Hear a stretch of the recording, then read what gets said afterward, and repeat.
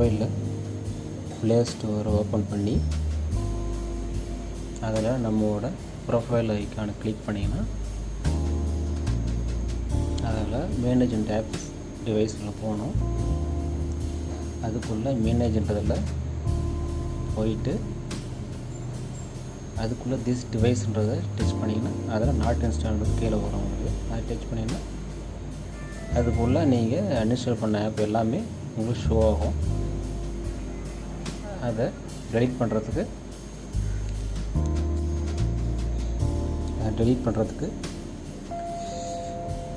நீங்கள் இந்த பாக்ஸ் மாதிரி இருக்கிறதுல டச் பண்ணிங்கன்னா அது டிக் மார்க் வரும்.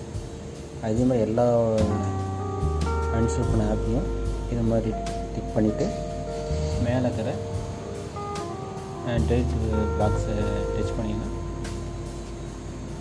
உள்ள டெலிட்